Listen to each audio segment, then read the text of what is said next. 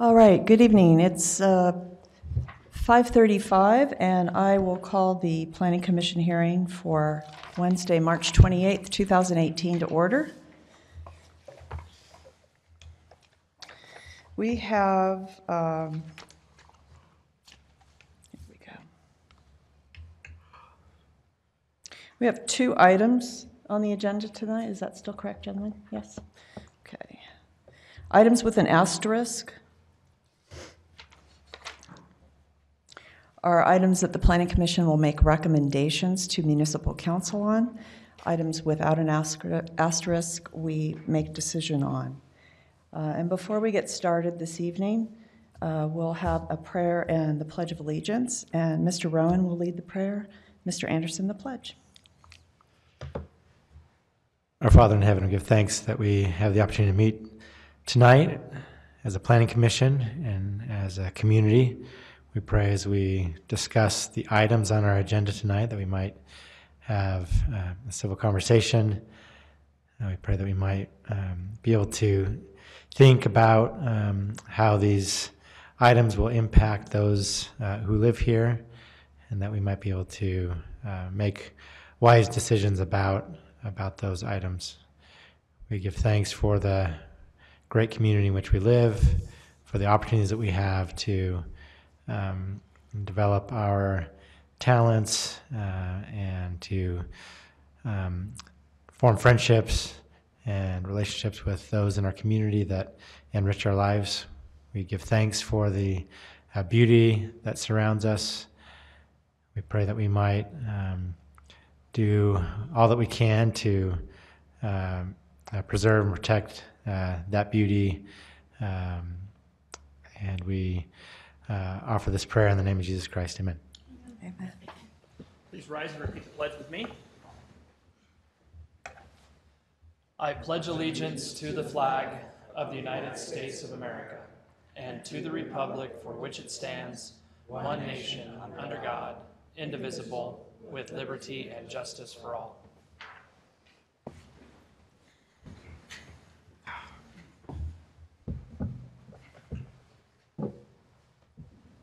All right, before we begin with our first item, I'd like the commissioners to state their name and whether they have a conflict of interest this evening. Edward Jones, no conflicts. Brian Smith, no conflict. Dave Anderson, no conflicts. Deborah Jensen, no conflicts. Shannon Ellsworth, no conflict. Andrew Howard, no conflict. Damon Rowan, no conflicts. Thank you. All right, our first item this evening Item one, the Provo City Transportation and Mobility Committee, TMAC, proposes that the Municipal Council adopt by resolution a complete streets policy and incorporate said policy as an appendix to the general plan. And this has citywide impact. And Mr. Corey will present this item tonight. Thank you.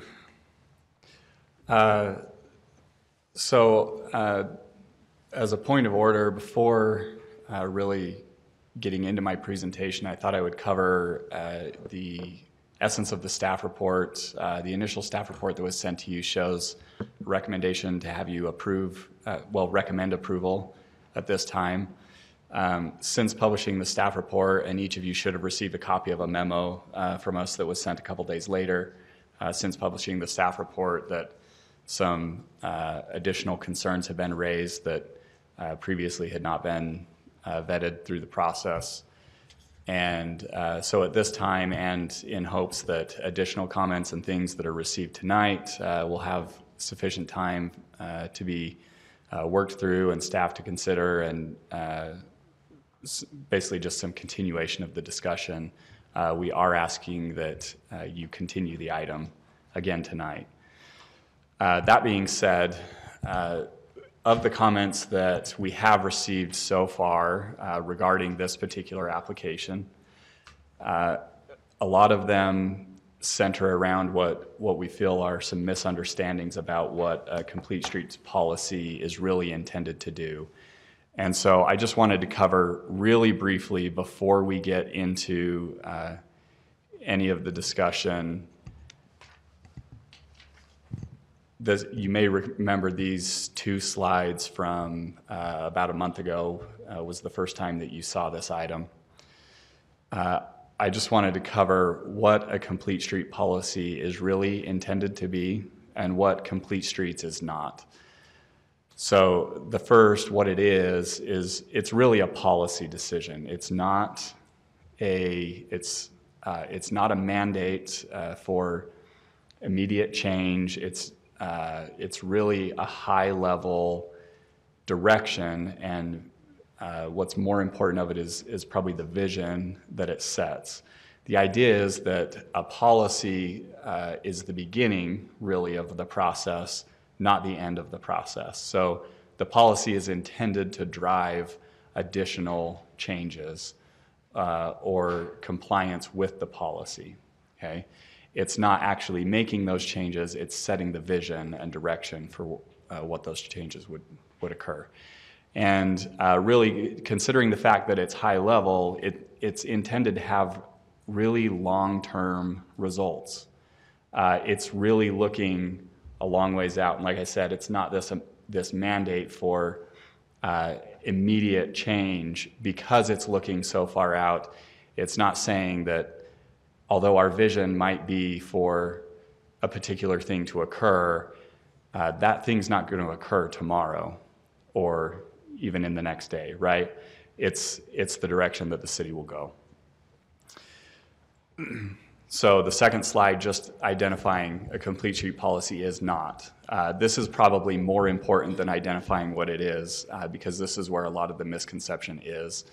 And admittedly, it's probably similar, or it's probably due to just the terminology.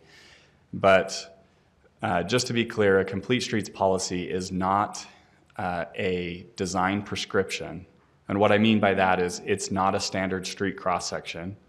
It is not a mandate that every single road looks a certain way, okay? In terminology of complete streets, oftentimes we refer to the need for the transportation network to provide opportunity and access for all users and all modes of transportation, which it is, right? Complete streets policy is intended to do that, meaning that a 2-year-old on a bike has just as much access as a grown man on a bike. It also means bikes have the same kind of access as maybe transit users do. Motor vehicles are considered, freight delivery is considered. All of those things are considered in the process, okay? But what it doesn't mean is that every single road has a sidewalk and on-street parking and a bike lane and car lanes and bus lanes, right? It does not mean that. So we want that just to be explicitly clear that this is not a design prescription. It is a policy that we consider how we're addressing the needs of all the users throughout the entire network.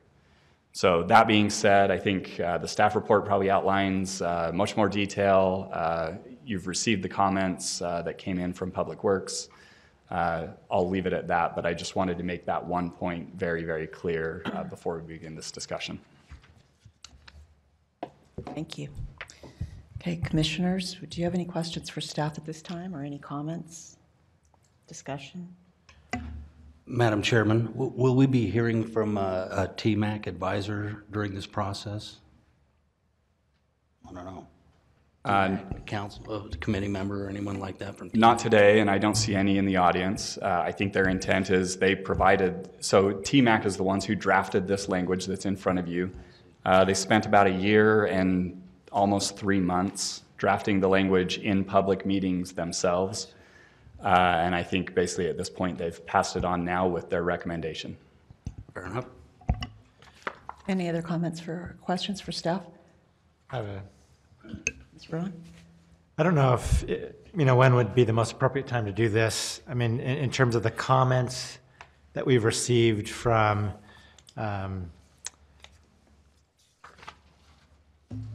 the, who's it again?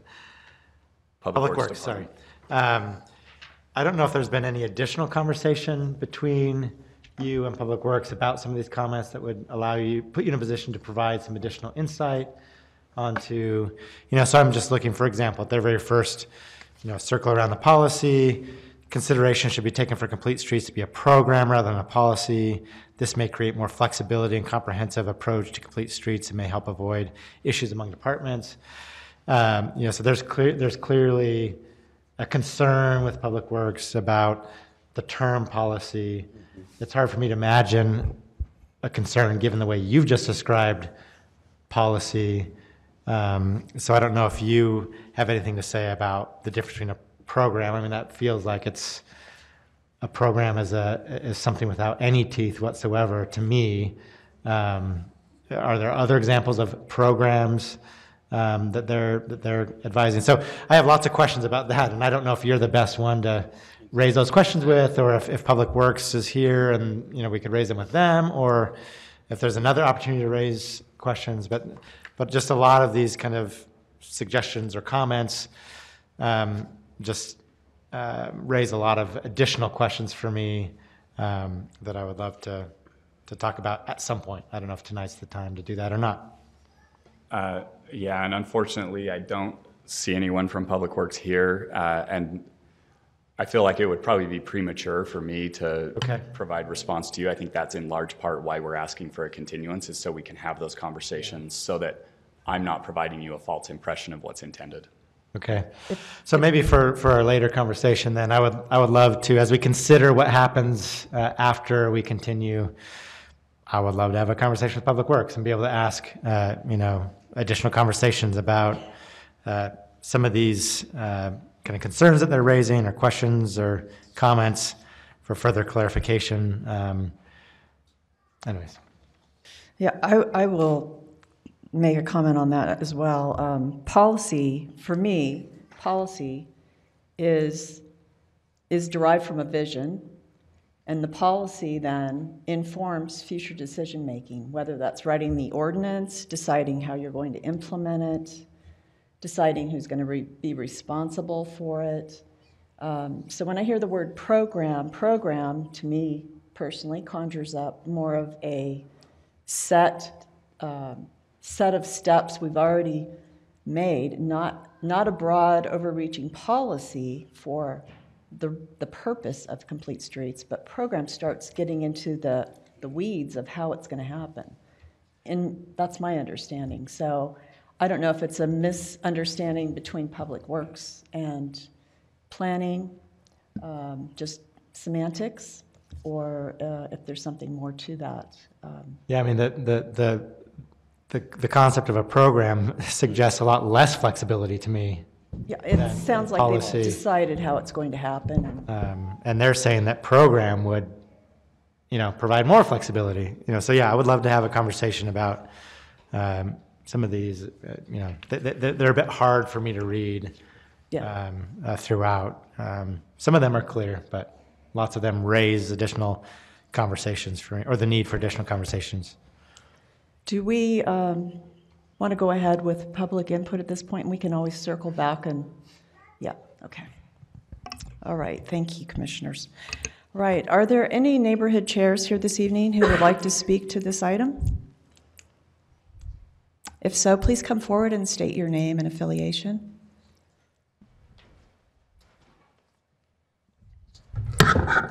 Thank you. I'm Aaron Skywin. I'm the co-chair of the River Grove neighborhood. How long is public comment? Not that I'm going to take a long time. But Chair's theoretically at 5 minutes. 5 minutes. And you're already 15 seconds in. Oh, no. We have a timer up. So I want to speak to the philosophical underpinnings of why complete streets are important. And I'm not only here as a member of as the co-chair of the River Grove neighborhood, but I'm also a member of the Provo Bicycle Committee, and very involved in trying to make Provo more pedestrian and bicycle friendly. I think it's important to understand that streets are public space. They are the most plentiful public space that we have in our community. The size, the amount of space that our streets take up goes far beyond that of parks. So this space should not be dedicated or allocated just for cars, for moving automobiles, and for their storage via on-street parking.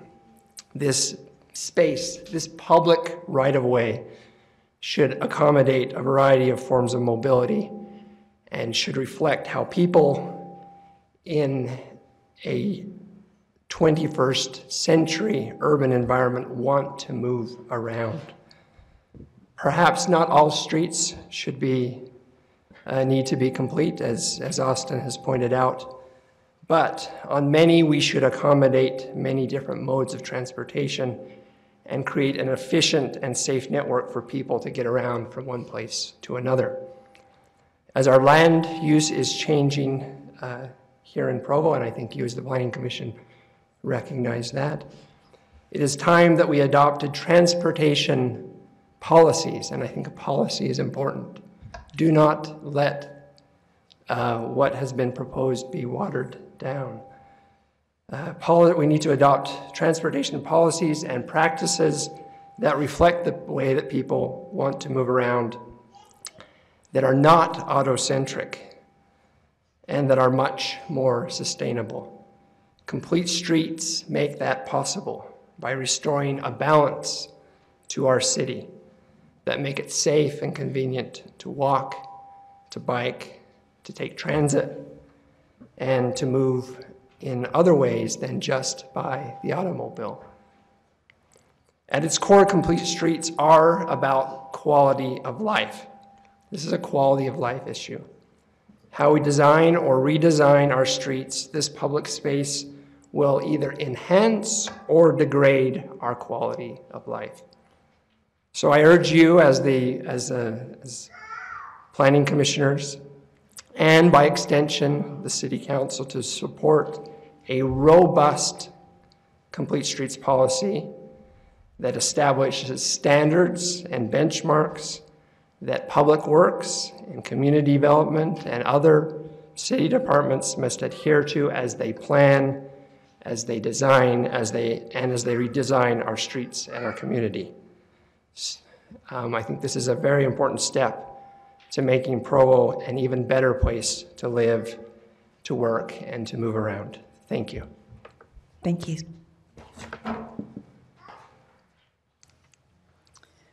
Are there any other neighborhood chairs present? Vice Chair.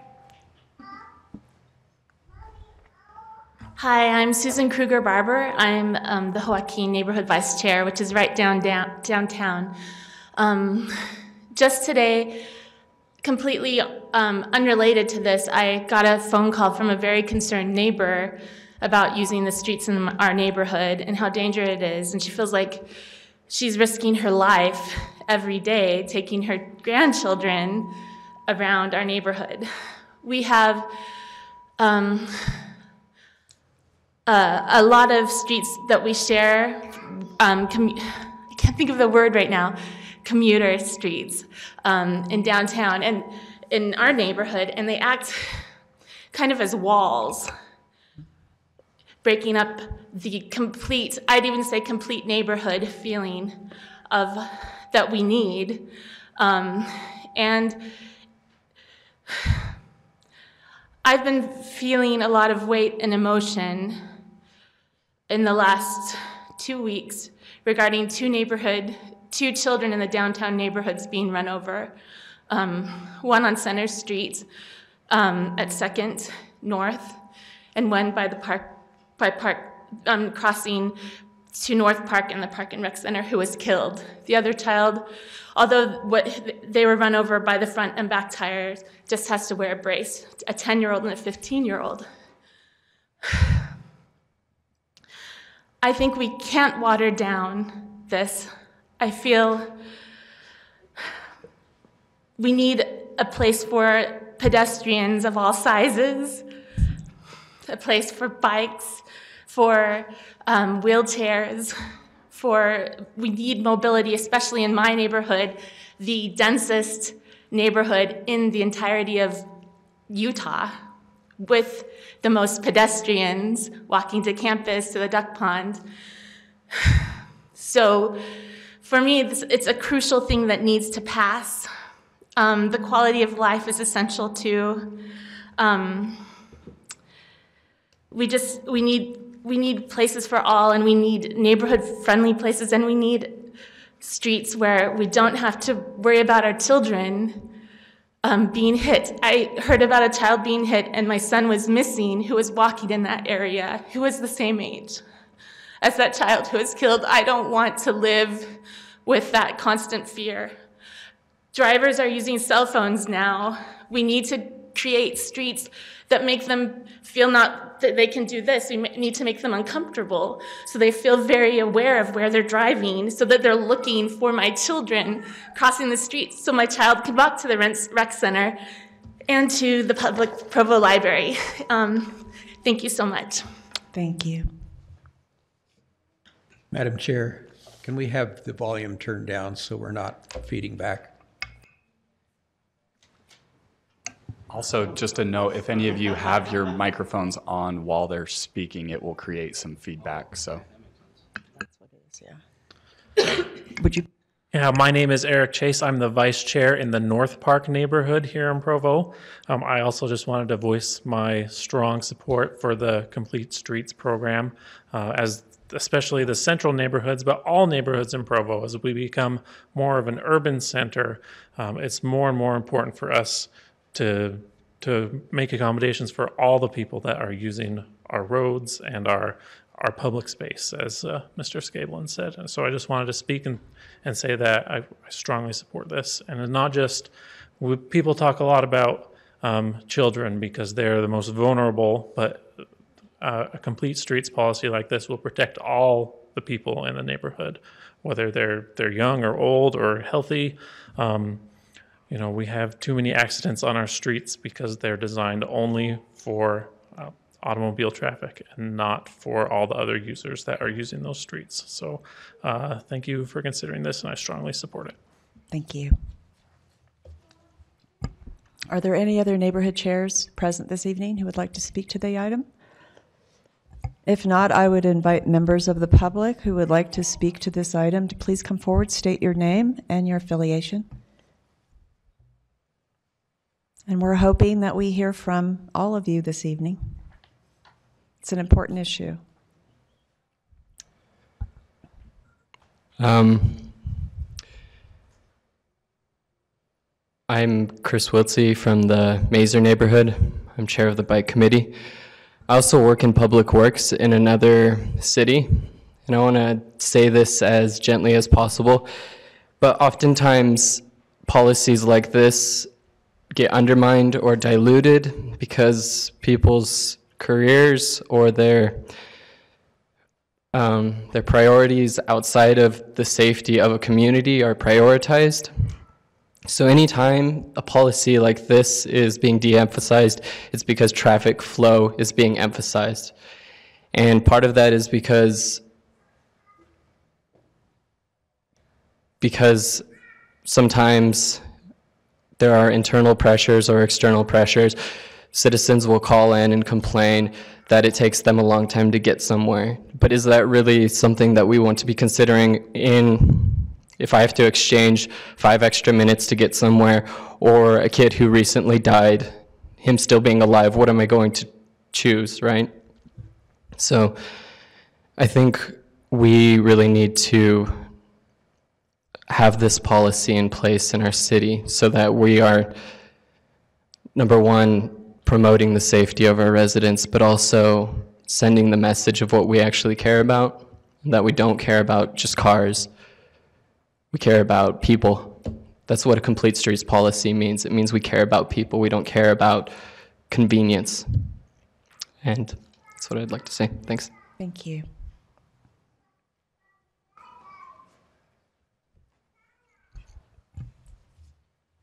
Hi, I'm Shauna Meekum from the North Park neighborhood. I also work with Mountain Light Association of Governments. And I would submit to you that the complete streets policy is not only good for quality of life and for safety, but also a very economically positive policy to have.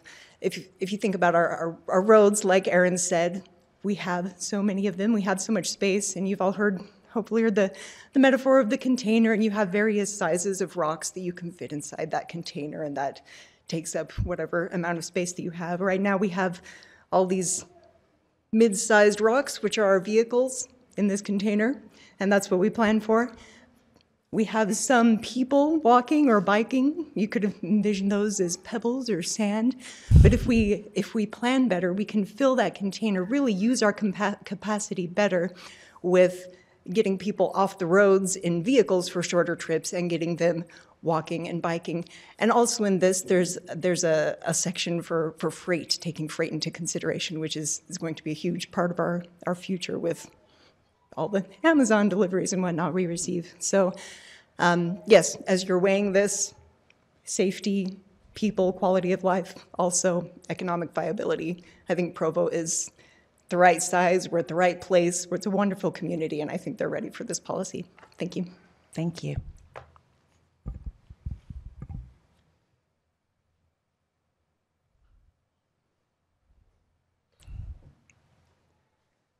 My name is Hayden Miller. To be honest, I'm not sure which neighborhood I live in. I just moved here about 8 months ago, but I live right next to BYU campus. And one of the first things I noticed when I moved here to Provo is everybody kept on telling me how horrible Utah drivers were, and I didn't really understand why that could be until I started to think about it more. And I realized it's because we are we do have so many schools nearby. We have a lot of students coming from a lot of different states, a lot of different traffic regulations, a lot of different habits of driving, and a lot of people may not be used to the way the streets are set up. Like I know back in Southern California where I'm from, we don't have yield turns. Those just don't exist where I come from, so those were kind of hard to get used to. And one thing I noticed is with bikes especially, I'm not really sure where to look for them, because I see them on the sidewalks, I see them in the bike lane, I see them mixed in with traffic. And we're not really sure. I'm not really sure. When I'm looking for bikes or looking for pedestrians, where they're coming from, because they're all just mixed around. So I think, I support the Complete Streets policy. Having designated safe areas for each type of transportation, that makes it easy. I know when I'm making a turn, I know where I need to be looking to, expect someone to get in my way. And I just think in terms of safety, it's a wonderful policy. Thank you, guys. Thank you.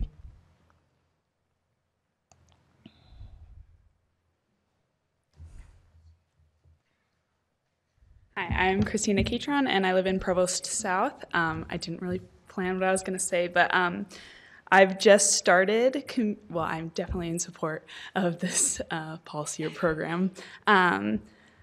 I've just started trying to be a bike commuter, so I don't have to drive everywhere all the time.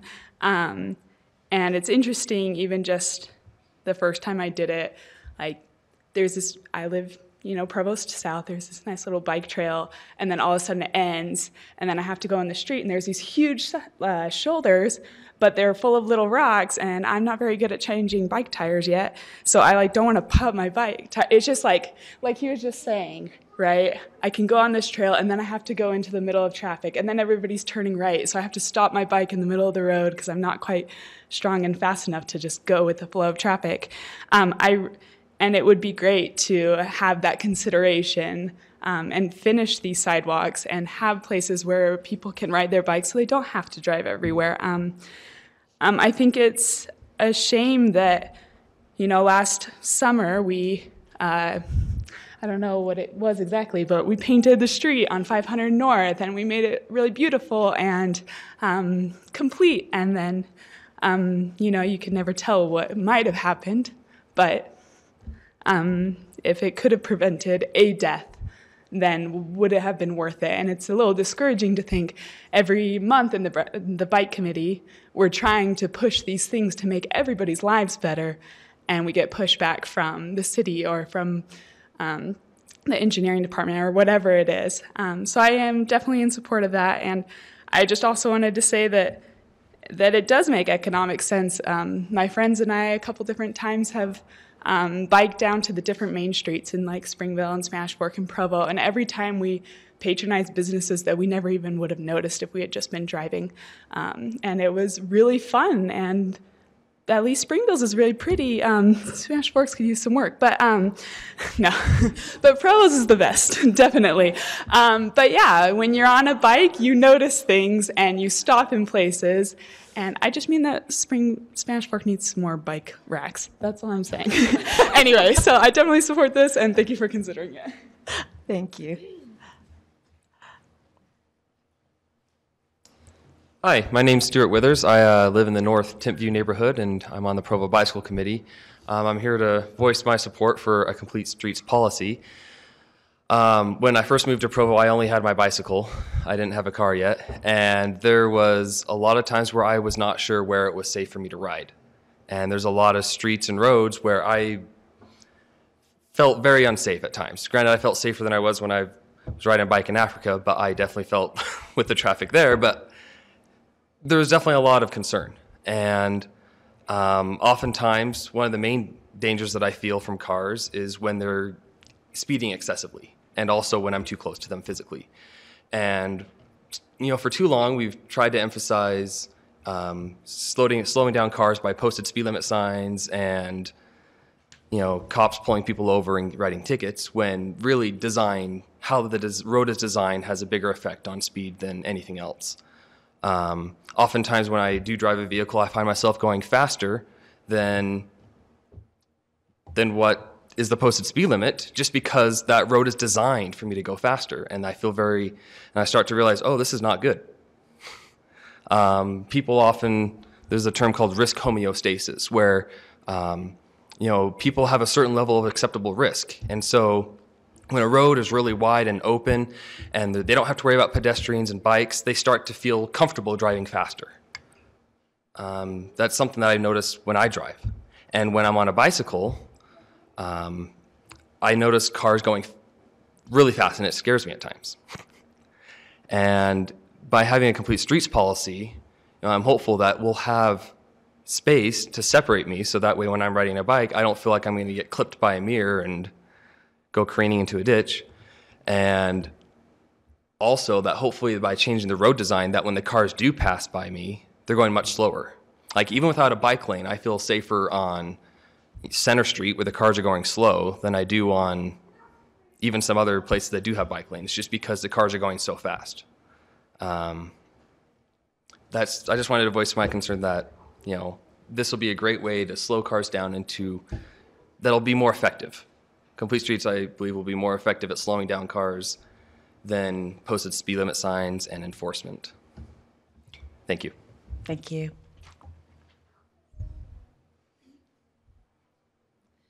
My name is Serena. I just moved back to Provo. I've been living in Provo on and off for about 4 years, but I always end up coming back here because I love it so much.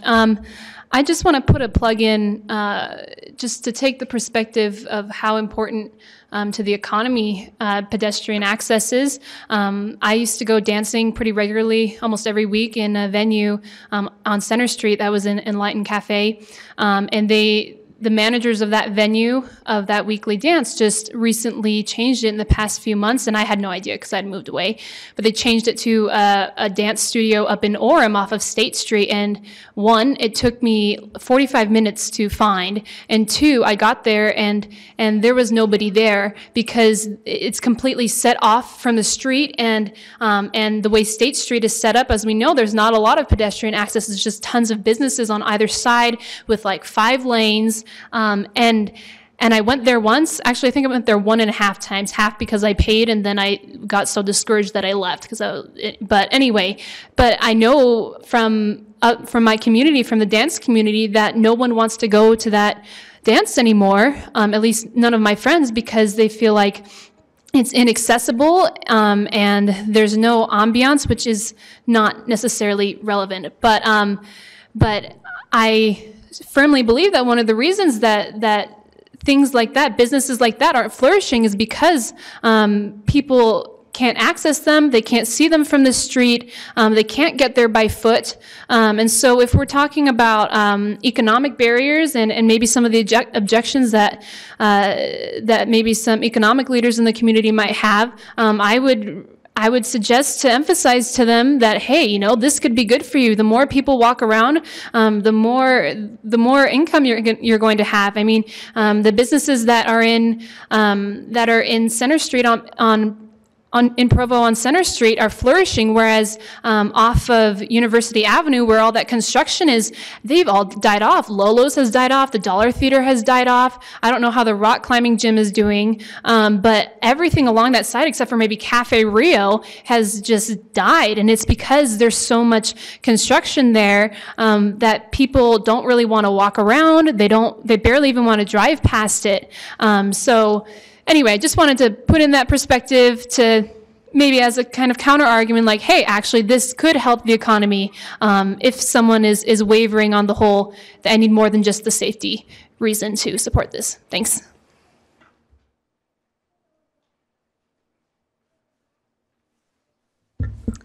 Hi, my name is Mary Wade. I'm a long-term resident in Provo, homeowner in the Dixon neighborhood, and previously a homeowner in the Timpanogos neighborhood. I used to teach Caleb Blaine Sunday school. He was the young man who was killed a couple of weeks ago. And I can't help but hope that for me,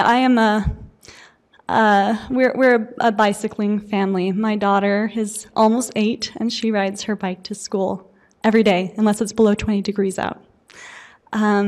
She rides over to Timpanogos Elementary, right across the street from where Caleb was killed. And as proud of her as I am, it has instilled fear in me. And I am a very confident cyclist. I do our Meals on Wheels route here in Provo by bike most of the time. And so I've been able to witness a lot of those roadways and the problems that it creates when there are walls, even as the vice chair in the Joaquin neighborhood said. And in fact, the neighborhood chair in Timpanogos, Shannon Bingham, said in the wake of what happened with Caleb, that there are homeowners right there in that little Timpanogos neighborhood that feel completely walled in. They feel the need to walk 2 blocks to the rec center because they're too afraid to walk. The streets are not safe. They are designed for speed. I've been researching pretty deeply since this happened as well.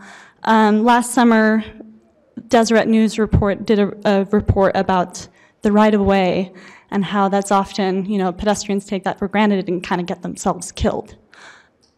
Robert Miles, the UDOT Director of Traffic and Safety, reported in there that 94% of crashes are a, quote, behavior decision, not a road design. Through my in-depth research, however, and reviewing all of these, the reports over the last 10 years from the highway safety data, that's actually false. On average, 45% of bicyclists and 50% of pedestrians in the last decade had no contributing factor in the crashes. So to put this on behavior of these pedestrians is simply not true. And we need to take greater responsibility in design, which is why this complete streets policy is so important and so valuable for Provo. Thank you.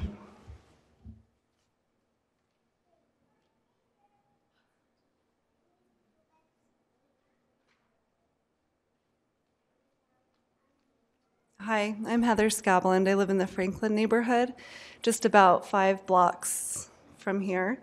And I've got 2 small kids, and I just want to talk about safety issues. I know that that's been talked about. But both my kids are pretty good on their bikes, specifically my older child. He can ride in the road safely.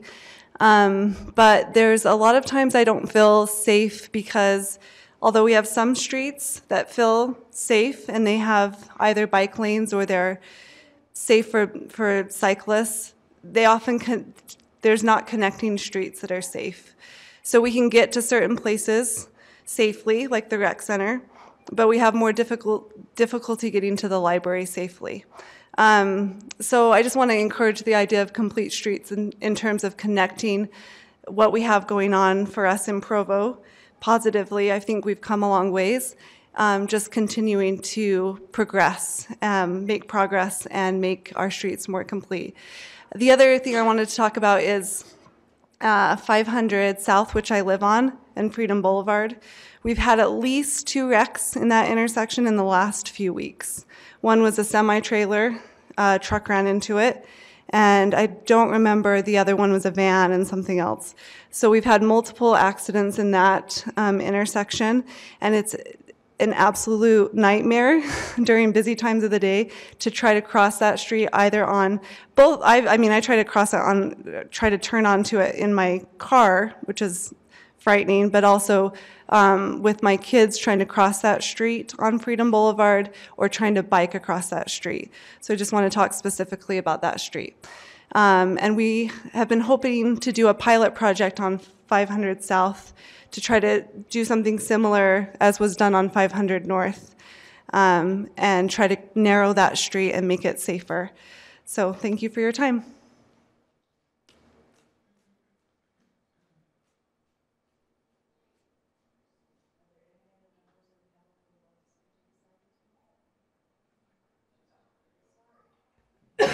Are there any other members of the public who would like to speak to this item tonight? If not, I will turn it back over to the planning commissioners for further discussion and comment. Mr. Andrews? Madam Chairman, all of us are at various levels of understanding what this means, and conceptually, I see the vision. I've looked online. The various before and afters are very compelling. We're not the first city to have come across this. I was kind of interested in maybe some of the lessons learned from other cities who have done this. I like the discussions on economics because, you know, I can see that in some cases, in certain conditions, certain roads, whatever they are, there's going to be an upfront cost. But I'm also can see that the beautification, the access can also enhance the community and also the businesses. So I would like to know a little bit more about, from an economic point of view, the pros and cons, and there are, with any kind of policy, pros and cons. I would like to develop that line of knowledge. I don't know who can speak to those things. Ms. Ellsworth? Mr. Corey, want to respond? I was just going to offer that we do have some case study information that I'd be happy to share with you that talks directly to basically it's case studies that they actually analyzed the economic impact that certain policies had and certain changes to road design had to their community. Well, that'd be great. I'd welcome that. If I may, one more. They talked about concern about watering down the policy, and I get this notion that Complete Streets is it's a national study. It's people with thought put this thing together. Are there many different variations of Complete Streets, or do we take a component with the TMAC and they gel it down to what they think Provo should have, or are we adopting language that's already in use?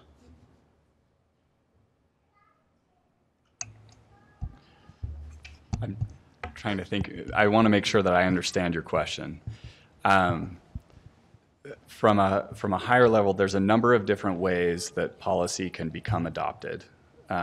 There's ordinances, there's resolutions, there's design guidelines, right? There's a number of different ways that policy can be made, not just complete street policy, but policy in general. I think the intent, at least from TMAC and in the discussions that they've had, I sat in all of those meetings, and in the discussions that they had, they saw this as the beginning, that this policy was, that's why the recommendation, you'll notice in the language, they actually specifically talk about a resolution. That would be a form of adoption. So when adopted by resolution, it doesn't become a mandate. It doesn't force anything to happen, but it sets the policy, and then the policy suggests changes that should occur. And at least as it's drafted right now, it talks about the city evaluating more lawful things or more impactful things, if you will, such as our city ordinances. You know, are there conflicts in there that don't actually follow the policy that's here? Or do we have design guidelines somewhere that don't actually follow those? So they see this as more of the the beginning point and a stepping stone towards change, if change is necessary in those ordinances, but this is more about establishing that vision. It's not the only way. Sorry to take a long answer, but it's not the only way to implement a complete streets policy, but it's what TMAC specifically felt was an appropriate solution for Provo City in general. Thank you. Ms. Ellsworth. I hope it's appropriate to do so. Normally we address our colleagues on the Planning Commission, but I wanted to just address the public, and I hope that they feel they were heard.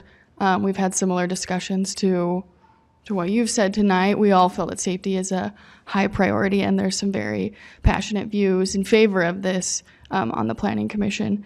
So I really hope that you felt heard. I hope you don't feel like you're on the defensive, and I hope you'll see a lot of support from this at multiple levels of Provo City government. I took notes on everyone's comments, and I think the greatest theme was safety. One theme that I didn't hear, and I wish I had, I'm sure is on people's mind, is the positive environmental repercussions that we could have in the future because of greater opportunities in transit and personal transportation. So I hope that will be considered. I'm not sure if Provo has a natural resources or sustainability committee. They do. They do, okay.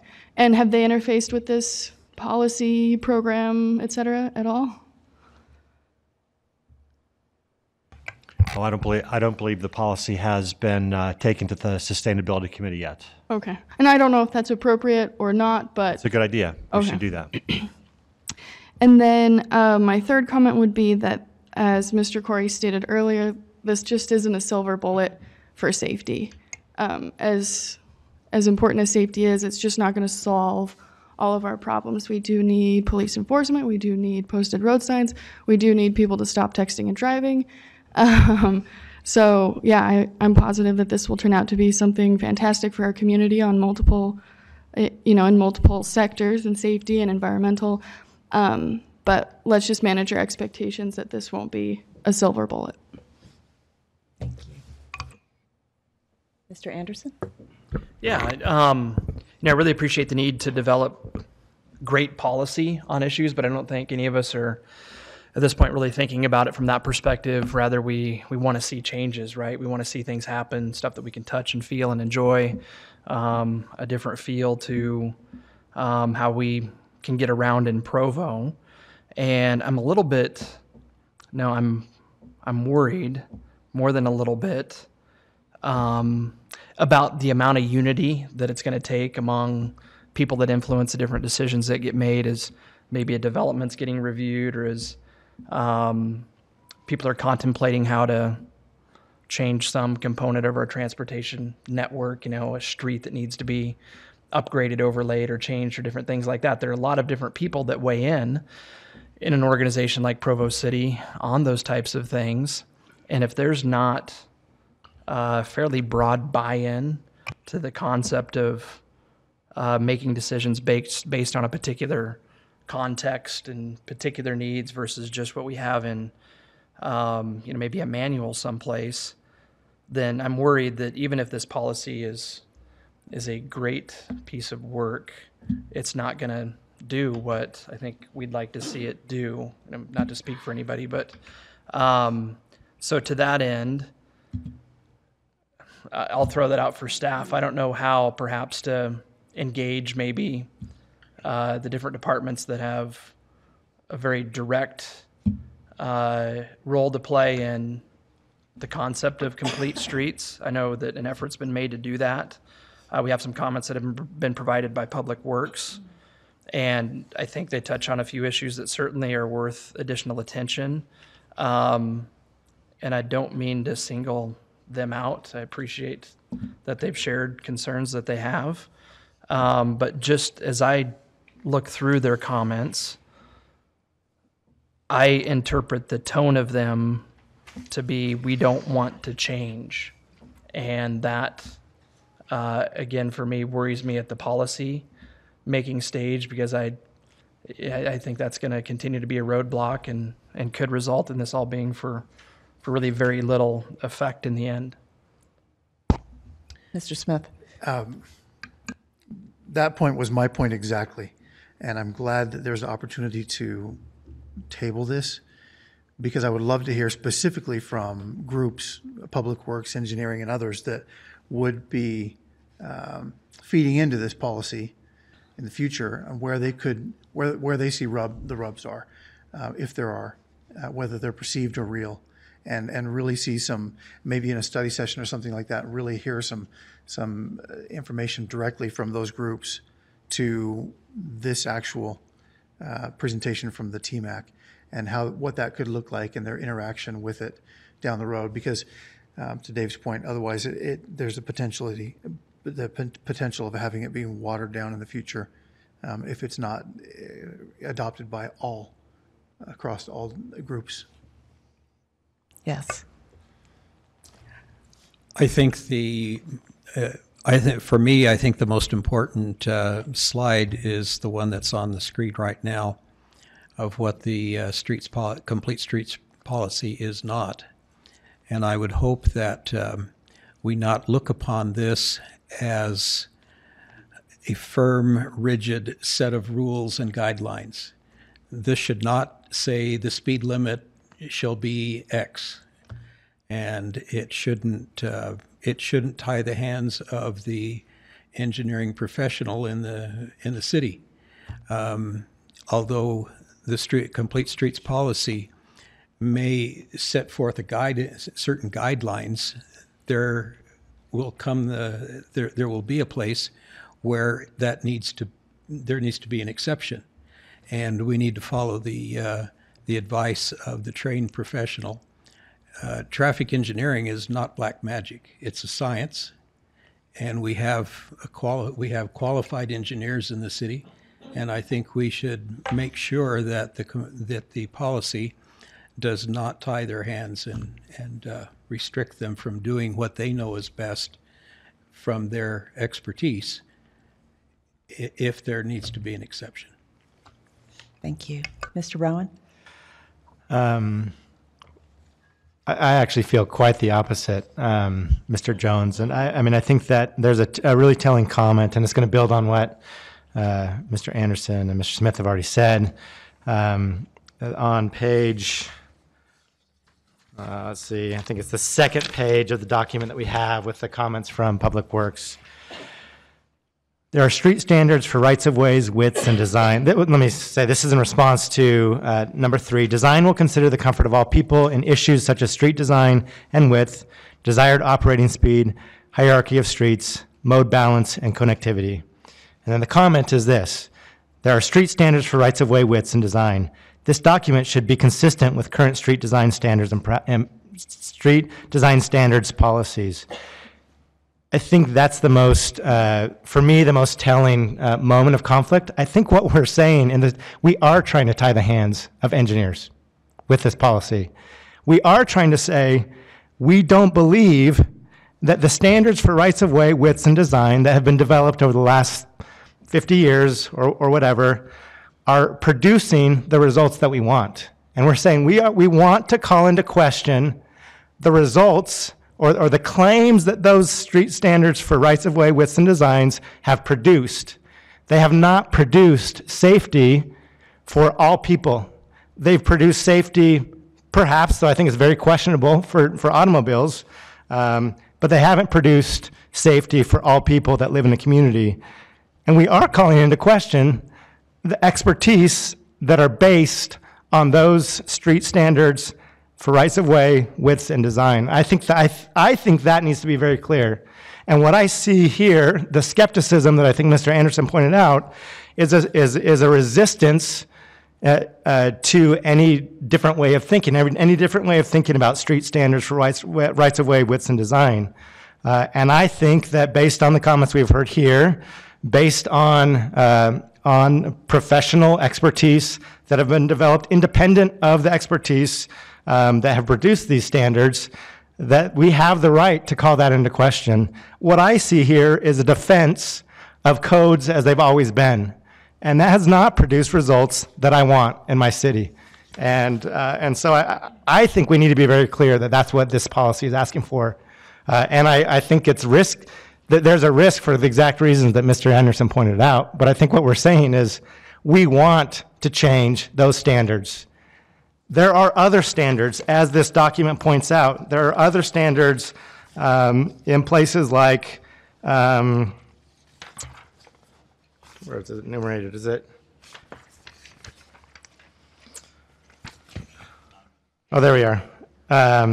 Yeah, so design standards. And we've asked Public Works to look at these, and I don't know to what degree there's been any compliance with that request. We haven't heard back. I'm not saying there has been or hasn't been, but what we're asking is to say there are other standards for measuring safety. There are other measures there are other standards for measuring what works for streets, and I think it's time that we demand that we revisit those standards. We revisit the science that has been developed over the past 50 years. It is not an amendment in our Constitution to be able to get in your automobile and travel down the road as quickly, as conveniently as possible. And our society and culture has operated upon that assumption. It's become a de facto amendment, and I'm tired of it. And I think the people that we've heard from tonight are tired of it. I can't imagine any resident in our city, it's hard for me to imagine a resident in our city who would be opposed to the vision outlined at the beginning of this proposal about what complete streets are, what human scale design is, what public realm is, what low stress bike routes are. What I see is people who are defending standards and codes that are outdated and outmoded, opposing these. And I'm not in favor of an approach to our streets, which are, as we've heard tonight, I think our most, from Mr. Scablin, our most valuable public spaces. I'm not in favor of defending old codes instead of defending, again, the vision that's outlined in this policy. So, I do think we need more conversations, and I want to have those conversations, but I think this is willing to fight for and not to not let it get watered down because somebody wants to hang on to their codes, which no longer work for the people who they're theoretically supposed to serve. I think I'll end there and just say that I think in my mind, what needs to happen next is we need to figure out how to have the conversations between, our tabling this item and continuing it. Where are the conversations that we need to have? How can we have them in a way that's going to ideally produce the most unity? I think we will, as I mentioned in our conversation before the meeting, I think it's really important to talk with community development. I would love to talk with Public Works and ask them follow-up questions about the comments and suggestions. Love to talk with the mayor. I don't care who we have to talk to. I mean, I think this is worth going to fight for. Not to say that I want to fight with people. I just, I want what this hopes to have. If we need to clarify things, if we do need to decide, do we want to hang on to old standards versus new standards? We need to have that conversation. But in the meantime, I think I want to figure out a way to have those kinds of conversations rather than keep, kind of pushing this down the road. Keep recommending that Public Works look at, an alternative set of standards and having them say they will, but perhaps never doing that. I want to have those conversations. I'll stop there. Sorry. Well said. Okay, well, I have to weigh on this item. I greatly appreciate the public input this evening as well, and I made a few notes as people were speaking and on the key topics that were raised. The first one, ambiance of our built environment and quality of life. Those were mentioned as very important. Access for all ages and abilities, also a very noble cause. We care about people. Economic growth, also a key factor for any community. public health, and public safety. So those are all really important community concerns that we should all concern ourselves with. And from what I know in my professional background, the Complete Streets policy is something that can start to address all of those items and make much needed improvements for communities.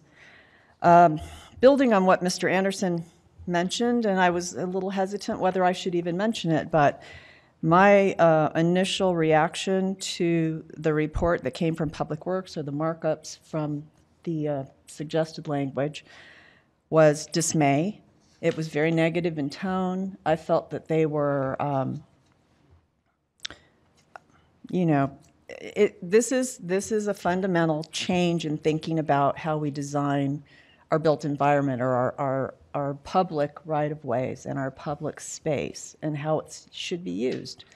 And we've developed as a car-centric culture in the U.S., and the older cities that were developed before cars have those charming, narrow, walkable streets.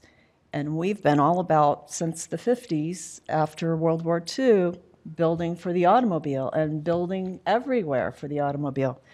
And it's come home to roost now, and we're seeing that there are better ways to live. I've seen Provo actually do some innovative things I was surprised of before I moved here. They were already instigating things like traffic circles to calm traffic in neighborhoods. A lot of places wouldn't even consider doing that. So I thought things were pretty progressive. They've worked with UDOT and UTA and brought transit to us. These are all really positive things that a lot of communities just haven't even begun to address. And, I see that as hopeful in terms of changing our thinking about complete streets. These policies, complete street policies, I've done research on them as well. They have a national track record. They support the idea of lifelong communities where, cradle to grave, they like to call it.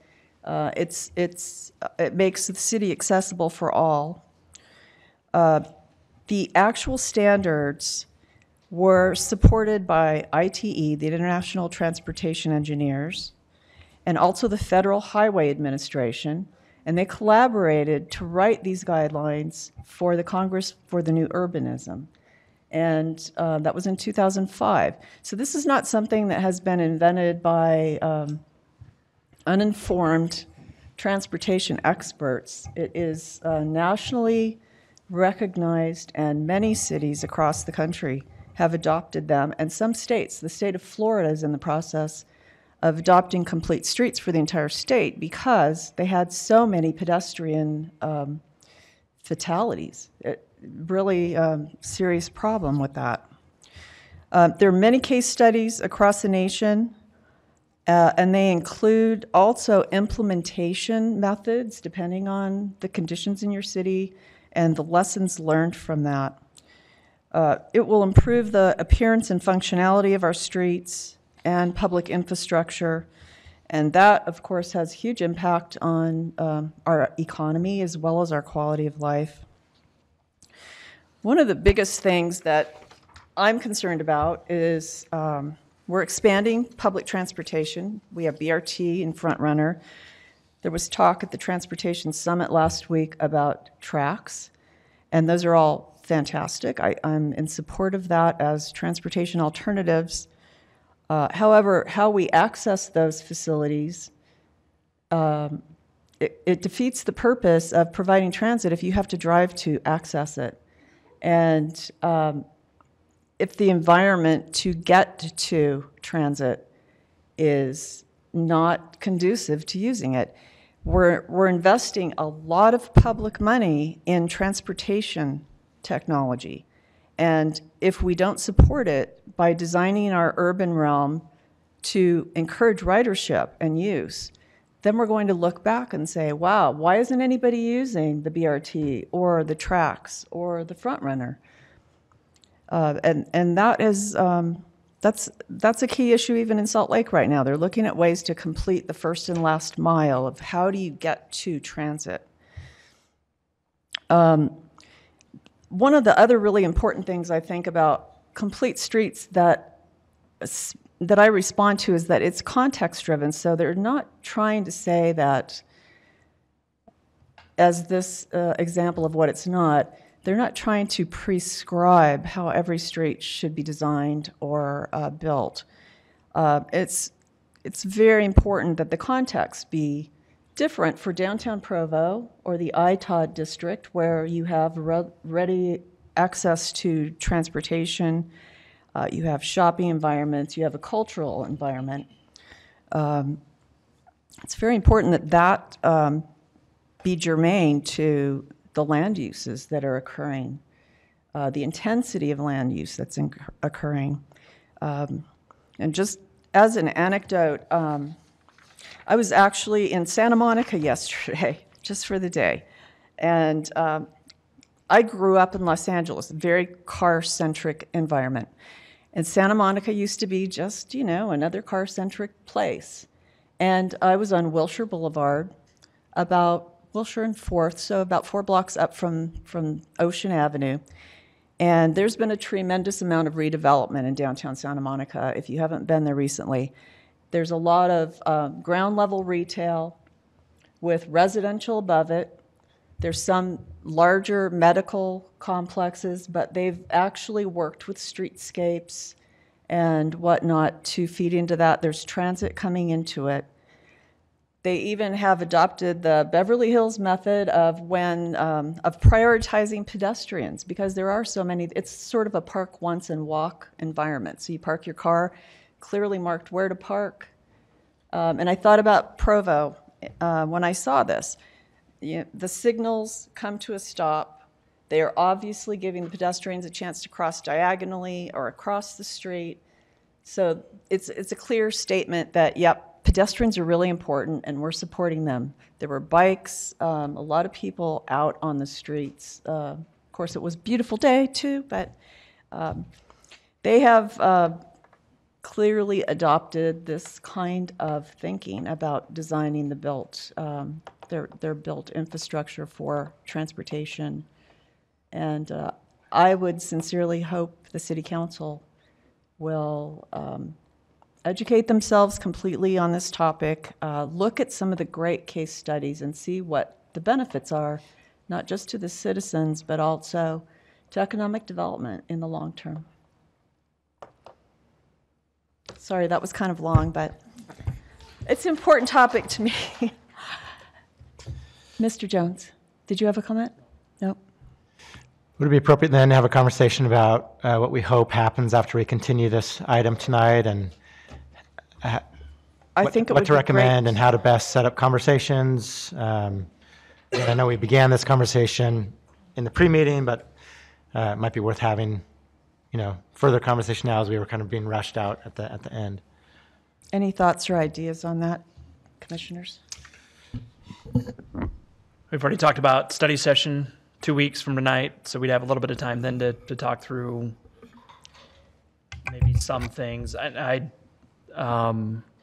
really like to get the community development departments, that is the staff's perspective on how do we engage with other city departments maybe a little bit differently. And I know that an effort's been made, and I'm not trying to diminish the value of that, but it seems like there needs to be more dialogue of some kind of different nature than what's happened so far. And maybe that's what we talk about in 2 weeks. I really think that's a big part of what needs to be discussed. I really like the idea also, maybe in terms of just helping everybody understand what this kind of a policy can result in. Maybe a half a dozen or a dozen good case studies that wouldn't necessarily need to be 100 pages each, or just something, different wins that have happened. I think sometimes we get the feeling that this is really cutting edge. And while this is a state-of-the-art best practice kind of an approach, these principles are not new, and there are places that have implemented different improvements and designs and things like that now have some age on them, to where I think you can get a good feel for what a policy like this could lead to for a community like Provo. So those are just maybe two things that I'd like to cover, at least, or touch on in the next meeting. Good points. Any other, Mr. Rowan? I mean, as I mentioned, I would really love to have a conversation with the municipal council. Again, there was some debate about, do we do that before or after making our recommendation? I don't have a strong opinion on this. I'm inclined to have it before if logistics work out that way. Again, I think as Mr. Smith raised in that conversation, the fear of it being seen as a kind of lobbying them to adopt or to follow our recommendation, I would be anxious about that. I'm not too concerned about having the municipal council's kind of current thinking about this sway our thinking as a planning commission. I feel like we have pretty strong opinions, so I can't see us trying to veer towards them should we sense that they are in a different place than us. And again, my hope would be that it wouldn't be a pitting of positions and digging in, but that it'd be a conversation about what's at stake and why is this so important. I mean, I would love for everyone that was here tonight to keep fighting the good fight. I mean, I think these are important voices to be heard. Like I said, I mean, maybe there are people out there in our community who are, passionately opposed to complete streets. It's hard for me to imagine who those people are. But the more voices, I love the idea of every single neighborhood chair showing up when this is heard at the municipal council meeting and saying, we want this in our neighborhood. We want complete streets in our neighborhood, as we've heard tonight. Those are who the constituents are for the municipal council members, right? The neighborhoods and the people who live in them. If there's some mobilizing that can happen there later, but so I would love for the Planning Commission staff to request a conversation, more than just a 15-minute piece of their Tuesday work sessions. I would love to have a time I can't come on Tuesdays. I teach on Tuesdays. I would love to have an accessible time where we can meet together with them and have a conversation about this. And I would like to request that as soon as possible. Again, I know that logistics might necessitate that we have that conversation after we hear this. I'm not that concerned, though I would prefer to have it before. Again, I would really love to have a conversation with the mayor. I don't know how, I don't know if she can attend that same meeting. I think this is important for her to participate in and to kind of weigh in on and hear from her constituents as well. Anyways, I would love to have as many conversations as possible in that time between now and when the municipal council hears this item and get it right, get buy-in. Yeah. Mr. Dave. I appreciated being able to listen to the comments tonight. Oh, right here. I'm so sorry. We have the control. Now it's on. Hello? Okay. I've appreciated being able to listen to the comments tonight. I'm David Day with Public Works. So I am an engineer, and I like to listen to what people have to say about these situations. I've worked for Provo for 22 years. The first year I started, we implemented bulb outs, which hadn't ever been used that I know of in Utah. And planter strips, that's when, it's been 20 years. We've had 7-foot planters, 6-foot walk. We've had bulb outs. So we try to be progressive, and I hope that you don't perceive the comments from Public Works as being against this policy. We're 100% for this policy. We see a lot of good benefit out of it. I don't think the comments were written correctly.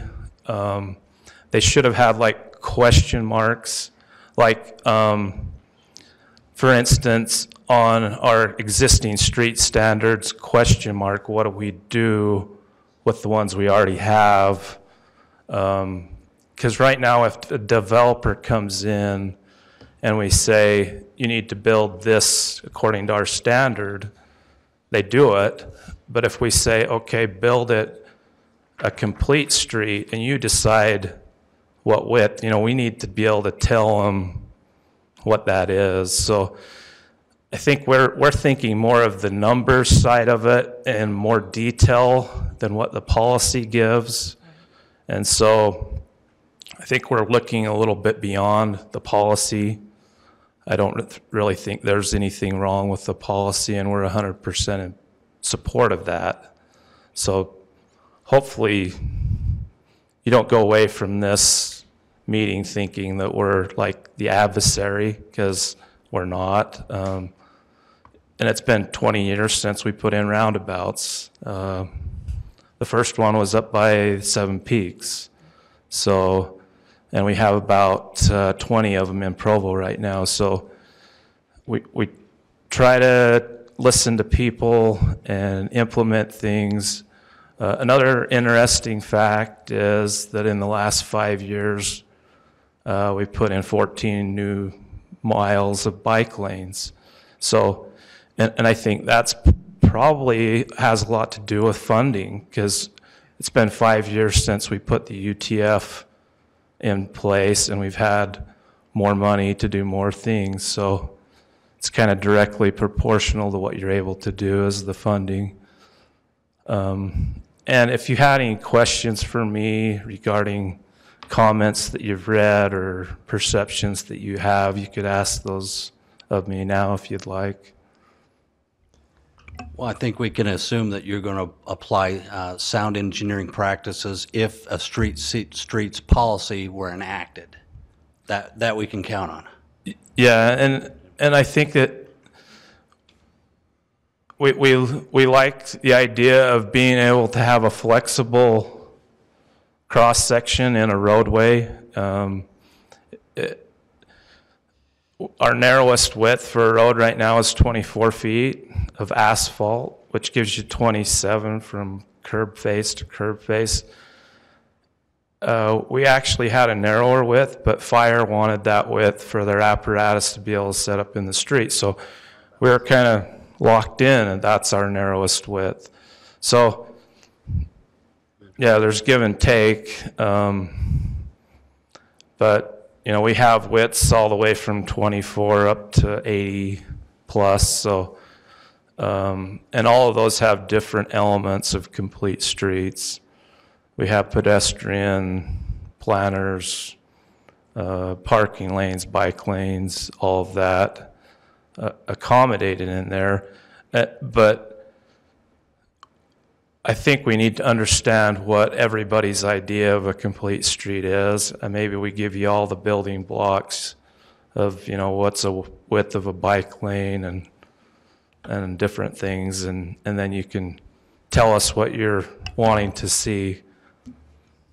So, well, Madam Chairman, assuming something like this were to be passed by the council, other cities have had to implement this. I'm sure that's kind of where you're going, is how do we get from here to there? Right. There's probably somewhere that those lessons learned. And that's probably a later discussion of, how do we put, where the rubber meets the road? What do we put in place as far as ordinances and such to ensure that this happens?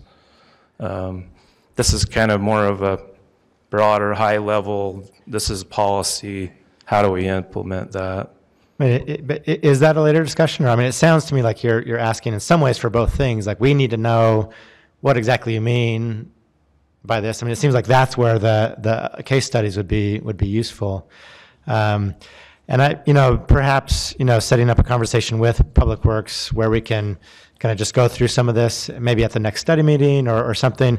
Let me just tell you where I'm interpreting the kind of real resistance from. There's nothing in this in the comments here that say anything about we welcome this this policy. Yeah, and that, you know, that this should be consistent with current city street standard design policies and be defined. I mean, it's, to me, that what the comments are all coming from, not, well, if it's a different standard, tell us what it is. It's, this should be consistent with the standards that we've already decided are the standards. That's what I get in that comment I read. This one, again, on that same page, this should be consistent with current street standard design policies. This should be defined. You know, what I'm picking up on, it does not send anything of what the message at all of what you're saying. And maybe that would be better communicated. Obviously in person it's better communicated, as you've just stood up and said.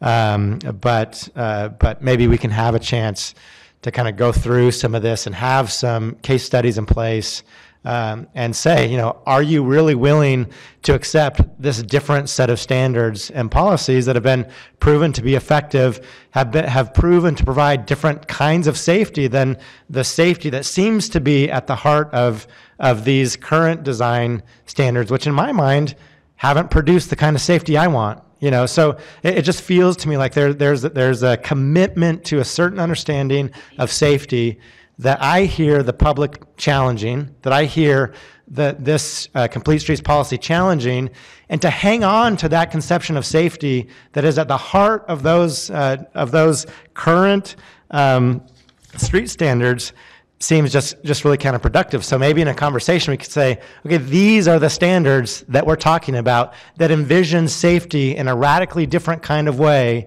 than street standards that have been developed for the past 70 years have produced, or the past, post-war, as Mrs. Jensen said, to, the development of new ways of thinking about. I mean, I think the idea of complete street policies and standards has grown out of a refusal to believe that the type of safety produced by those old standards is satisfying and adequate. And I just feel like, there's a fundamental commitment in public works that I keep getting over and over again in different ways of we have a monopoly on what counts as safety. And I'm saying, I don't buy that you have a monopoly on what counts as safety. And there are other cities who have developed street standards around different conceptions of safety that I want to interrogate and that I want to explore and that I want to adopt. I'm done with your version of safety, essentially. And so if we can talk about that, in a conversation a little bit better, I would love that. But I think that's what it boils down to for me. And that's what these comments are screaming, is that we know what safety is. You don't know what safety is. As a public who uses the cities, we have the monopoly on safety in this city. The fire department has a monopoly on safety in this city, and I just don't buy it. I don't buy that we have to accept that understanding of what safety looks like. And so, if we can hash that out in a conversation, I'm all for it. But that's what the comments scream to me as I'm reading them. They don't scream anything near to what you're saying that Public Works is thinking. So that's where my real frustration is coming from. And again, I'm tired of it. I'm really tired of Public Works and engineering telling me that they have a monopoly on safety. You all just fall in line. And I think, again, that's what we've heard from the public tonight, is that the public doesn't buy it either. And so let's figure it out. But I think Public Works needs to be willing to accept that there are different ways of thinking about safety, and that the public, who aren't experts in the way that you all are experts, that they might have something to say about what safety looks like and how we get to that safety. Now, I know this feels like an attack on you, and I don't mean it to be that to be that way, but this is where my frustration is coming from. And yeah, let's figure. This is an occasion to figure that out and to talk about that, and to really have an honest conversation about that, to have that out in the open. Do we want to a certain one group of people to have a monopoly on what safety looks like, or is there a more democratic way of thinking about what safety looks like in terms of our streets? So that's where I'm coming from. Is it? Yeah, and I apologize. It's unfortunate that that the comments were written in such a way that would give you that impression. So we just need to do a better job of communicating what we're trying to say. I didn't write those, so I don't didn't know assume that you were the one that actually wrote those, right? I should have, but I had somebody else assigned to that project to look at that. This is maybe a good case for why we need to actually have a dialogue on the topic. So, hopefully we can talk about that and look at what you like to see. We do have our Bibles, I guess you would call them, of national safety standards that we check what we're doing with, and we like to stay within those parameters and do as much as we can, but we don't want to be kind of out on a limb being a target for liability for doing something that's not within the scope of, say, a AASHTO Green Book or other design manuals that are federally mandated for cities to follow. So I think what we're saying is that there are other Bibles out there that, it's in a Mormon community, like there are other testaments to how to get to safety, and what I feel is that we've just stuck with, well, this is an exaggeration. It seems to me that on the whole we've stuck with the one Bible that was perhaps best practices some time ago. But what we're saying is, there are other Bibles, and to govern.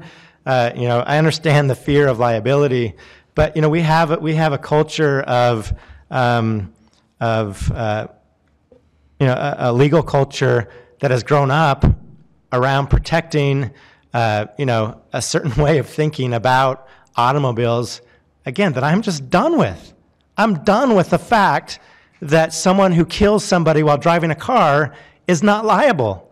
And I'm done with living in a culture where the streets are designed to make that driver feel that he can go or she can go as fast as she wants, as conveniently as she wants, kill a person, and people who design those streets not be liable because they're adhering to certain standards, right? I mean, we've got to figure out a way to change that whole culture and to keep insisting that that we have certain standards that we've got to. I understand where you're coming at it from a legal perspective, but I think that there's been enough development, as we've already talked about, in additional standards that we don't have to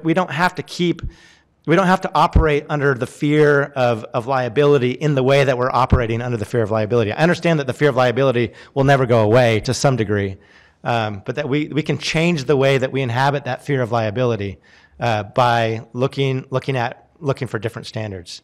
And so I think that's what I'm really asking for. I'm sorry, I'm going to stop talking. I believe it or not, I have children and I care about them too. And I have all the same fears and concerns that you do. When my son was a year and a half old, he got ran over and almost died.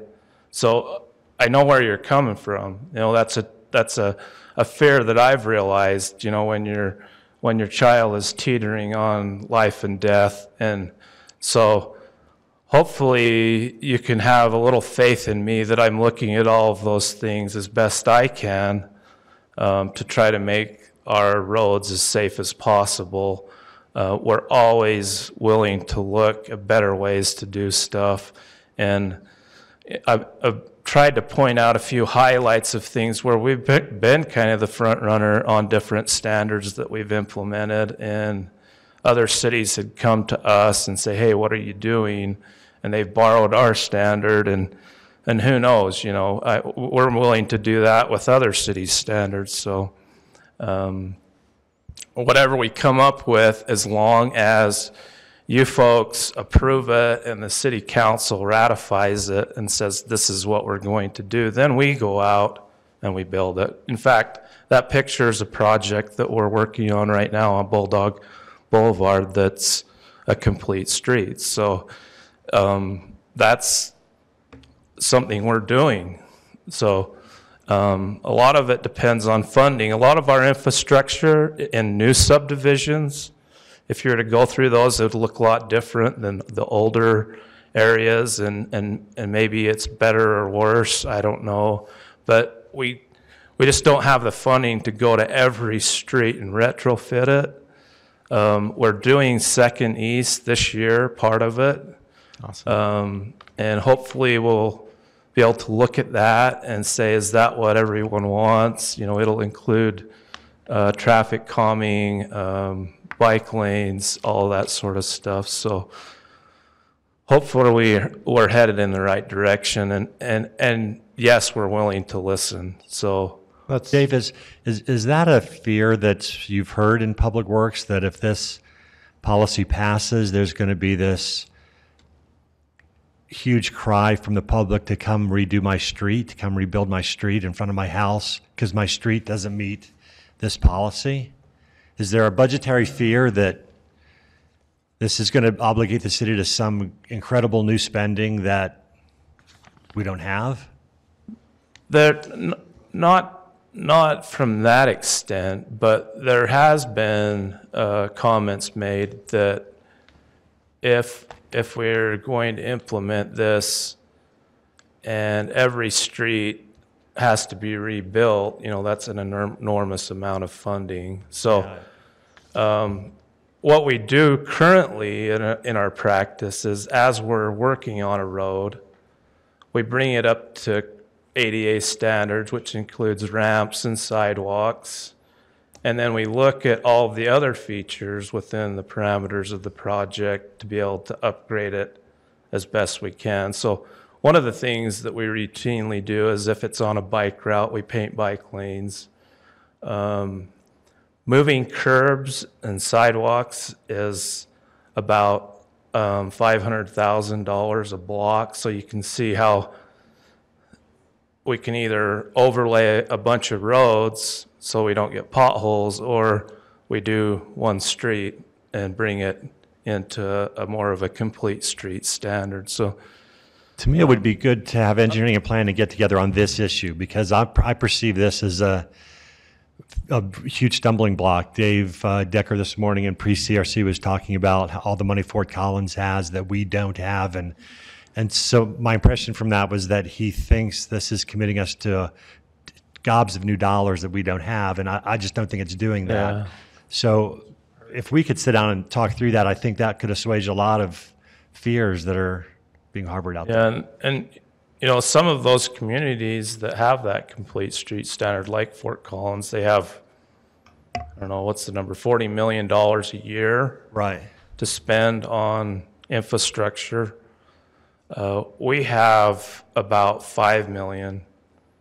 Our total public works budget is about $9 million, but the other, you know, $4 or $5 million is water and sewer and storm drain, which doesn't contribute to being able to build streets. So we're throttled back by $35 million. So how about if we look at some actual projects like Stadium that just got rebuilt, and what this document would mean to rebuilding Stadium? Let's look at some real situations and see if we can quantify the amount of money we're talking about, because again, I don't think the big dollars are there, that people are really scared of this. I think we all talk about complete streets, and in my mind I think one thing, and in your mind you think another. Exactly. I would like to see what your picture of a complete street is, so that we can try to bring what we have in more in line with what you're thinking. So, Madam Chairman, I was just going to say, I think that's one of the issues. There is no one concept. You got me thinking when you said that in your head that's a complete street, and it certainly has elements, from what I understand it to be, of that. So I would think that in many respects, if our current code allows you to build something like that, we're moving in that direction. There's already some tangible evidence that that's the case. As I was driving down University Avenue today, and I see all the construction on the side, and based upon the knowledge that I have, as rudimentary as it is, it seems to me like some of University Avenue has components of, am I crazy for seeing that? I mean, it looks like some of those, carve-outs that are there are elements that you see in the presentations that we've been seeing. So it really, to me, it's a vision, it's a template for design, and that's what I understand it to be. And I think there's a lot of positive things that can come from it. So kind of like what Jamin said, I would like to see some opposition to just check my thinking. And, because I'm worried about groupthink. I don't want to be moving down a pathway that I don't understand just because it's easy. So I kind of like a little tension and some feedback. But sometimes, again, we're not the first one down this path. So I think there's going to be some good things coming out of this discussion. So that's all I have to say then. I know I promised I wouldn't talk, but just one more. I wonder if it'd be helpful to have you go back and offer a different set of comments prior to our conversation. That seems to, again, a lot of my comments have grown out of the red markings on the. So maybe if you wished you would have done it, maybe there's still time for you to go ahead and do that to get rid of those markings to some degree and maybe more accurately represent where you're coming. So we can start from a place where we have a sense of where you really are coming from. And I think that would be really helpful prior to whatever conversation that we might have. Yeah, and it's just, I think it's a function of trying to quickly review a document and highlighting questions in your mind. So we redline drawings all the time, and they're in true engineering form, very short and very abrupt and not very... There's no tone. Nice. Well, and having those redone and then come to discussion where we can actually have a dialogue, I think that's very, very helpful. So I would much appreciate if you guys could all kind of give us your feedback of what you are seeing lacking in what we're doing and how we could adjust that to make it better. Because right now I just think complete street, and I'm all in favor of that, and everyone that I know in Public Works is all in favor of it. We just had questions that we wanted to explore with everyone to better understand the ramifications of what the policy would mean and how we're going to interface with that. We're not resisting it. We just want to make sure we understand it well. I think that would be good for all of us. I think that's exactly the kind of discussion that we need to have. I'd love to hear everybody's perspective on that. I think Ms. Ellsworth has a question for you. Okay. Oh, no, it's just more of a broader comment. But we appreciate your work on this, and I think that it's important that we distinguish between two related but separate issues, one being complete streets and one being safety. Because we all agree on safety easily, I think. And but maybe there is some wiggle room or some flexibility or some misunderstandings around complete streets. So I think it's important that we separate these two issues to some extent, and that we also just are cognizant that this is a systems issue, right? It's not just Public Works. Right. There's what could be considered a complete street by my home where I was hit by a car, and there's other issues at play, right? So we do need to look at the long-term sustainability or longevity of these policies in relation to complete streets, in relation to safety, and what other departments are involved, and how can we get them to buy in, and what carrots and sticks need to be there long-term so that this can be built and recognize that it won't be built in a day. Complete streets are not built in a day. Yeah, so maybe for information for all of you, 20 years ago when we came up with our standards that we're pretty much using still today, we went through a similar exercise of inviting people to comment, and we brought in our public safety people, and we whittled it down to say, what do you want to see? And our parks people were involved in that, and they wanted a wider planner, and and developers want a narrower planner, and so all of that was juggled around, and we came up with what we have. We could do that again in this conversation. So I think Mr. Smith and Mr. Anderson both have comments. No, let's move forward. Madam Chair, I was actually going to suggest, if you want, what we can do is, what I've heard are desires from the Planning Commission to have further conversation with Public Works and also potentially the Fire Department to make sure that they're involved in the conversation. We can invite both of them to your next study meeting. If this is what you desire to have on your study session, the next meeting is an hour long. We can invite both those parties to attend there, and we can plan on just continuing it at this time and moving forward. Good suggestion. Before we leave this item, though, Mr. Rowan's desire to meet the council should be stated as a motion, and you should vote on that as a motion. I can't do much with one planning commissioner saying he has a desire to do something. I need a motion from y'all. All right. Anyone like to make a motion? I'd like to make a motion that prior to the municipal council's hearing of this item, that we set up a conversation between the planning commission and the municipal council to discuss this policy proposal.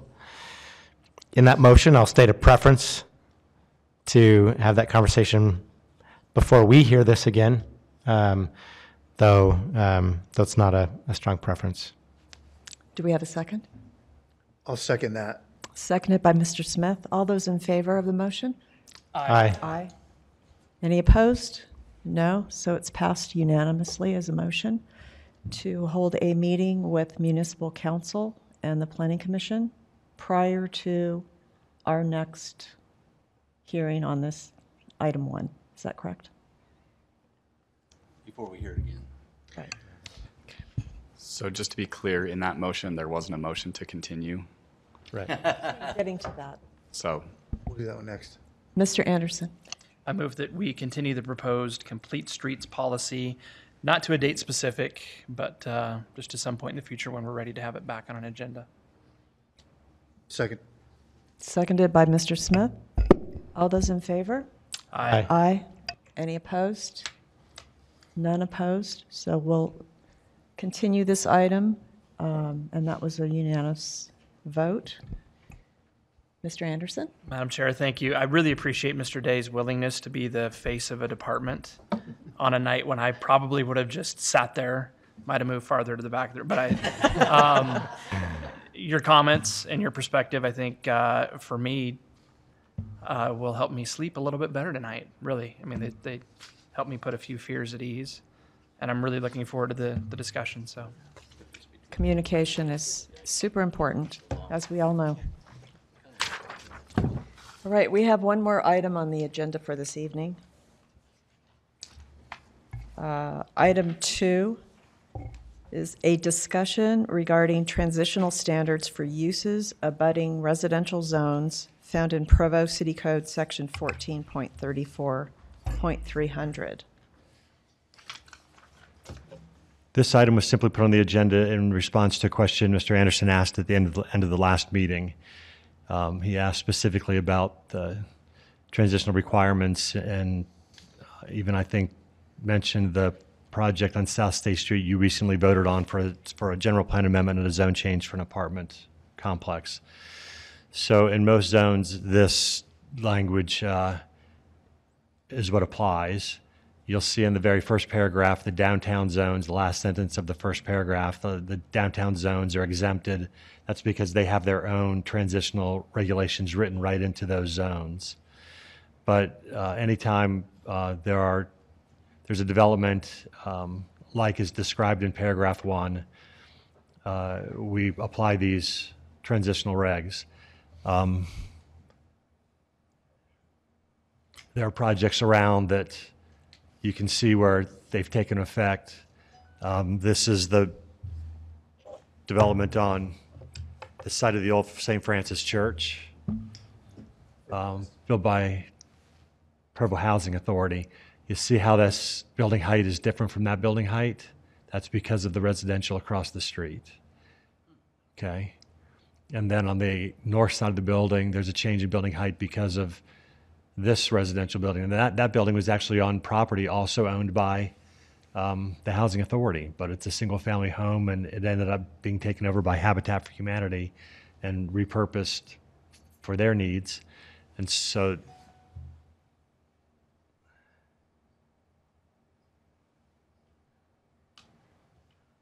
this is the property you just looked at.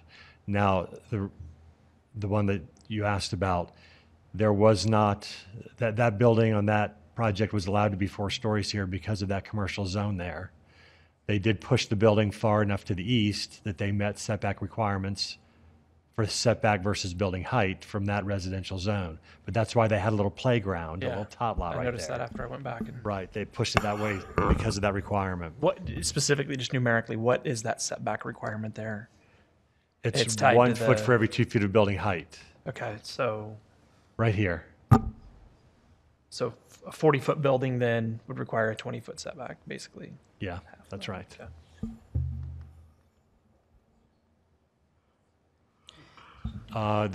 Do you use any kind of So the MTC is another example where they ended up building those tall buildings right out to the corner. That's because of the setback from the Mr. Evans' neighborhood. Those are tall enough buildings, they needed a huge setback. Now, they actually have more setback than what was required by code, but that's one of the reasons those were pushed out to that corner. So I would just suggest you read through those requirements. If there's anything else that you think we're not doing that we could do better in this regard, please let us know. We're always looking for ways to improve. When I brought it up, I didn't realize that the property immediately north of that project but that makes perfect sense. That's why that would be 10 feet there. Yep. any other comments or questions for Mr. Pepperoni? Mr. Jones? I sent an email. I should have sent it to the entire commission. Got but it. I did send an email to the chair and to Mr. Pepperoni. Number 8 is, I think, it needs improvement technically. Skipping down here to the, what is that, the second sentence? Any mechanical equipment located on the outside of a building within 25 feet of the nearest residential use shall have a visual/noise barrier, masonry wall, or landscaping. Technically, that won't fly. Landscaping is not a noise barrier. As a matter of fact, in certain cases, having landscaping next to a masonry wall does have noise isolation characteristics or performance, but having landscaping near it may actually exacerbate the noise because it provides a pathway for the sound to flank over the masonry wall.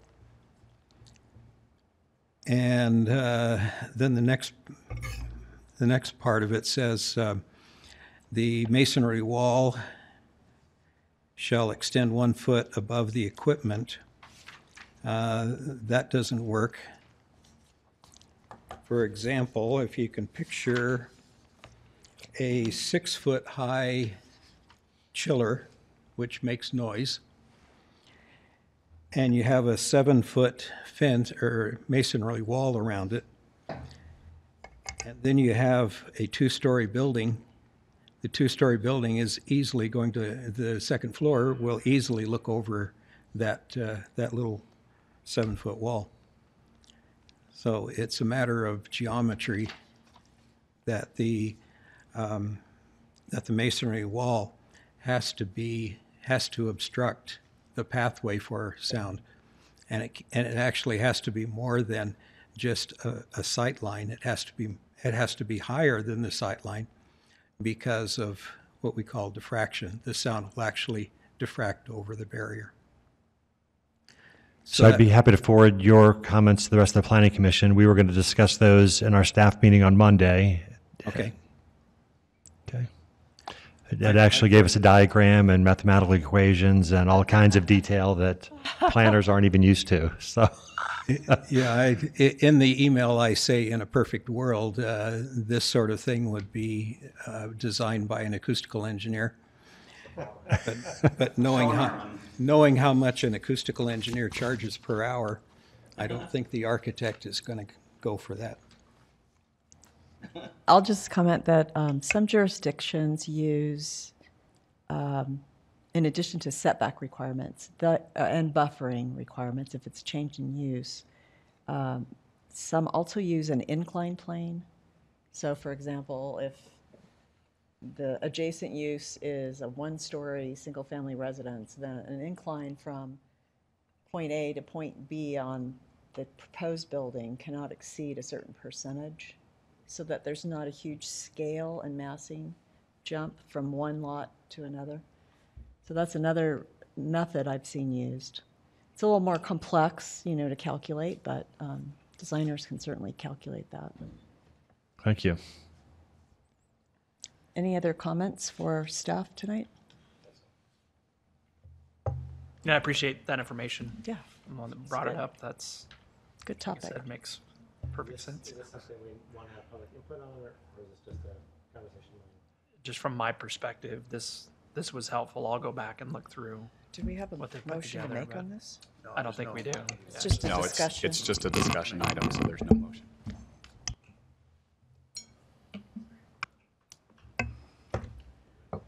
Motion to adjourn? Madam Chairman, I move we adjourn. Second? Second, yeah. Second, Mr. Smith. So be it. We are adjourned.